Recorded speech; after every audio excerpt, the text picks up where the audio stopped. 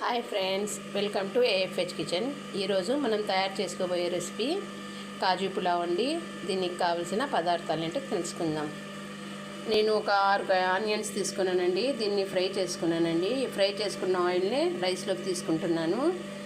దీనికి కొద్దిగా ఘీ కావాలండి, బిర్యానీ మసాలా, ఉప్పు, పుదీనా, ఫ్రై చేసుకున్న గోడంబి. ఇది ఫ్రై చేసే వరకు టైం పడుతుందని నేను ముందుగానే ఫ్రై చేసి పెట్టానండి ఆనియన్స్ని, కాజుని. ఇప్పుడు రైస్ని నేను స్టవ్ మీద పెడుతున్నానండి. పెట్టి దీనికి తగినంత ఉప్పు వేసి రైస్ని ఉడికించుకుందాం.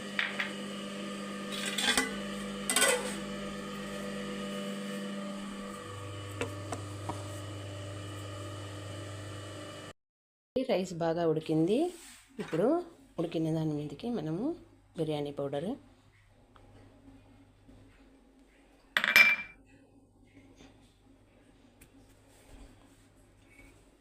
కాజు, పుదీనా, ఫ్రైడ్ ఆనియన్స్ని కూడా వేసుకుందాం.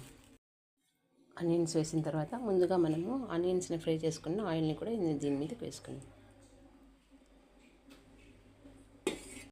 చూడండి ఫ్రెండ్స్, స్టవ్ మీద పెనం పెట్టుకొని అది వేడైన తర్వాత ఇప్పుడు మనం ఇదంతా వేసుకున్నాం. ఘీ కూడా యాడ్ చేశాను చూడండి. ఇప్పుడు ఈ గిన్నెని స్టవ్ మీద పెట్టిన తర్వాత దీని మీద క్లాత్ వేసుకుందామండి. క్లాత్ వేసుకొని క్లాత్ మీద వేసేసి దీన్ని హై ఫ్లేమ్ మీద 10 నిమిషాలు పెట్టుకొని తర్వాత లో ఫ్లేమ్లో 10 నిమిషాలు పెట్టుకుందాం. అయిందండి, దీన్ని చూసుకుందాము. అన్నం పర్ఫెక్ట్గా ఉడికింది. దీన్ని సర్వింగ్ బౌల్లోకి తీసుకుందాం. చూడండి ఫ్రెండ్స్, కాజు పులావ్ రెడీ అయిపోయిందండి. తినండి, ఆరోగ్యంగా ఉండండి. నా ఛానల్ని లైక్ చేయండి, సబ్స్క్రైబ్ చేసుకోండి, కామెంట్ కూడా పెట్టండి. దయచేసి నా ఛానల్ని లైక్ చేయండి ఫ్రెండ్స్. అందరూ చూస్తున్నారు కానీ లైక్ అయితే చేయడం లేదు.